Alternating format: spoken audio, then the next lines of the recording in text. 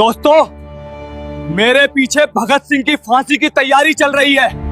इंकलाब जिंदाबाद, इंकलाब जिंदाबाद, इंकलाब जिंदाबाद। गांधी ने सभी क्रांतिकारियों को छुड़वा लिया, लेकिन भगत सिंह और उनके साथियों को फांसी पर लटकवा दिया।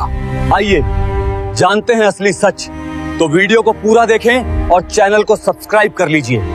20वीं सदी की शुरुआत में भारत एक ऐसी जंजीर में जकड़ा हुआ था जिसकी चाबी 7 समंदर पार लंदन में बैठी ब्रिटिश हुकूमत के पास थी।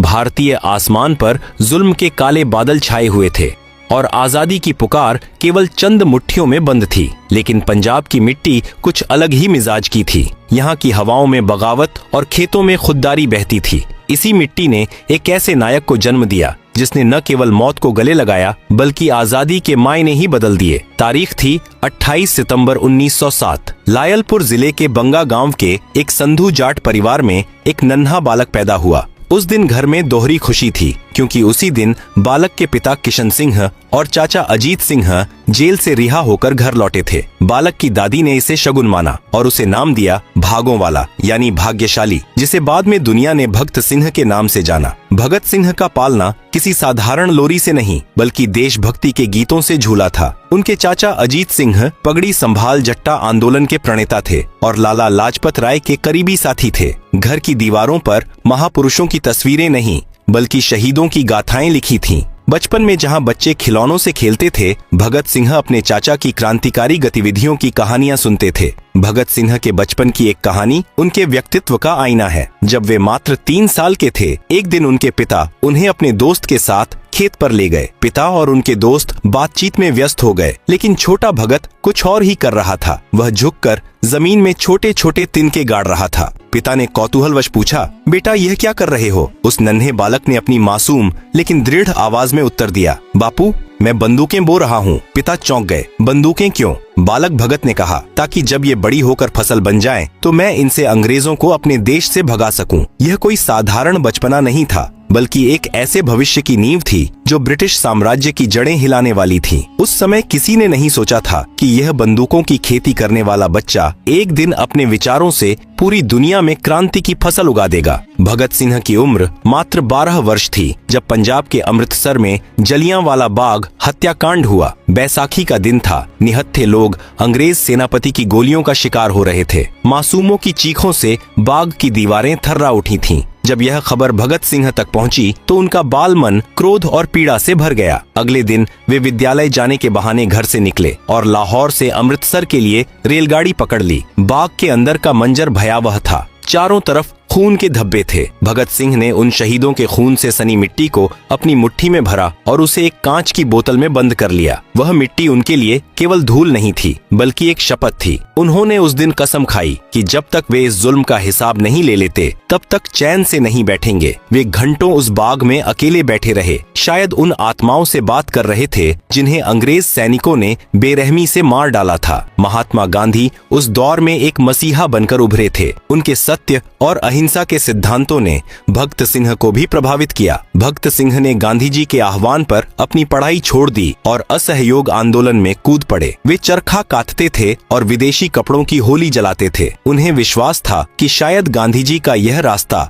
देश को बिना खून बहाए आजादी दिला देगा। लेकिन साल 1922 में एक घटना हुई जिसने भगत सिंह के सोचने का तरीका ही बदल दिया। उत्तर प्रदेश के चौरी चौरा में भीड़ ने एक पुलिस थाने को आग लगा दी जिसमें कुछ पुलिसकर्मी मारे गए। गांधी जी ने हिंसा के कारण आंदोलन को तुरंत वापस ले लिया। भगत सिंह इस फैसले से टूट गए। उनका मानना था कि जब पूरा देश आजादी के मुहाने पर खड़ा था तब एक छोटी सी घटना के कारण आंदोलन वापस लेना उन शहीदों का अपमान है जो आजादी का सपना देख रहे थे। असहयोग आंदोलन की विफलता ने भगत सिंह को झकझोर दिया। अब उन्हें समझ आ गया था कि शांति और प्रार्थना बाहरी ब्रिटिश सरकार के कानों तक नहीं पहुंचने वाली। उन्होंने लाहौर के महाविद्यालय में दाखिला लिया, जहां उनकी मुलाकात सुखदेव और राजगुरु जैसे समान विचारधारा वाले युवाओं से हुई। विद्यालय की पढ़ाई के साथ साथ उन्होंने दुनिया भर के क्रांतिकारी साहित्य को पढ़ना शुरू किया। विदेशी विचारकों और दुनिया भर की क्रांतियों ने उनके विचारों को धार दी। उन्होंने महसूस किया कि आजादी केवल सत्ता का बदलाव नहीं है, बल्कि एक व्यवस्था का परिवर्तन है जहां कोई किसी का शोषण न कर सके। उनके दिल में अब एक ही तस्वीर थी, एक आजाद भारत की, जहां का किसान भूखा न सोए और जहां का मजदूर अपनी मेहनत का पूरा फल पाए। भगत सिंह अब एक छात्र से क्रांतिकारी बन चुके थे। उनके भीतर जलियांवाला बाग की वह आग धधक रही थी जिसे उन्होंने बोतल में बंद रक्त रंजित मिट्टी के रूप में सहेज रखा था। अब वक्त आ गया था कि वे अपने विचारों को लागू करें। हिंदुस्तान सोशलिस्ट रिपब्लिकन एसोसिएशन का जन्म होने वाला था और भारतीय इतिहास एक नया मोड़ लेने वाला था। साल 1928 भारतीय इतिहास में उथल पुथल का वर्ष था। ब्रिटिश सरकार ने भारत के लिए नए सुधारों की समीक्षा करने हेतु साइमन आयोग का गठन किया। इस 7 सदस्यीय आयोग में एक भी भारतीय सदस्य नहीं था। भारत के भविष्य का फैसला 7 अंग्रेज करने वाले थे, जिन्हें भारत की संस्कृति और समस्याओं का ज्ञान नहीं था। पूरे देश में गुस्से की लहर दौड़ गई। साइमन वापस जाओ के नारे देश के हर कोने में गूंजने लगे। 30 अक्टूबर 1928 को जब साइमन आयोग लाहौर पहुंचा तो वहां का नजारा देखने लायक था। हजारों की भीड़ काले झंडे लिए खड़ी थी। इस विरोध प्रदर्शन का नेतृत्व कर रहे थे शेर ए पंजाब लाला लाजपत राय। भगत सिंह और उनके साथी युवा क्रांतिकारी भी इस भीड़ का हिस्सा थे।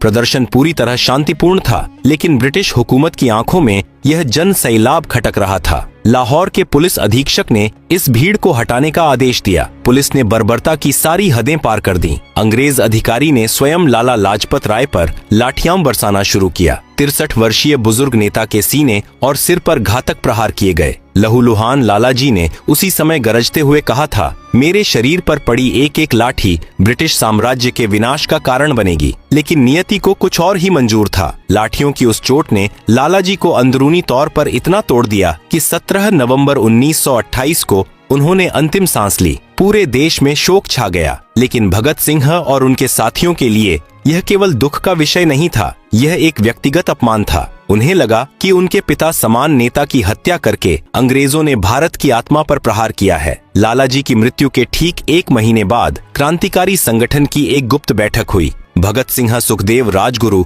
और चंद्रशेखर आजाद के चेहरों पर गुस्सा साफ झलक रहा था। उन्होंने तय किया कि खून का बदला खून से लिया जाएगा। उनका लक्ष्य था वह अंग्रेज अधिकारी जिसने लाला जी पर लाठियां चलाई थीं। योजना बड़ी सटीक थी। राजगुरु को पहली गोली चलानी थी, भगत सिंह को उन्हें सुरक्षा देनी थी और चंद्रशेखर आजाद को भागने का रास्ता सुरक्षित करना था। जय गोपाल को अंग्रेज अधिकारी की पहचान करने की जिम्मेदारी दी गई। लाहौर के जिला पुलिस कार्यालय के बाहर सन्नाटा था। शाम के समय एक पुलिस अधिकारी अपनी दुपहिया गाड़ी पर दफ्तर से बाहर निकला। जय गोपाल ने इशारा किया, यही वह अधिकारी है। राजगुरु ने अपनी पिस्तौल निकाली और अधिकारी के सीने में गोली उतार दी। वह अधिकारी तुरंत जमीन पर गिर पड़ा। इसके बाद भगत सिंह ने भी उस पर कई बार गोली चलाई, लेकिन यहाँ एक बड़ी चूक हो गई थी। जिसे वे मुख्य अधिकारी समझ रहे थे, वह दरअसल एक सहायक पुलिस अधीक्षक जॉन सैंडर्स था। मुख्य अधिकारी उस दिन कार्यालय में ही रुक गया था। सैंडर्स की मौत ने ब्रिटिश शासन को हिलाकर रख दिया। पूरे लाहौर में कड़ी नाकाबंदी कर दी गई। चप्पे चप्पे पर पुलिस तैनात थी। क्रांतिकारियों का बच निकलना नामुमकिन लग रहा था। भगत सिंह जानते थे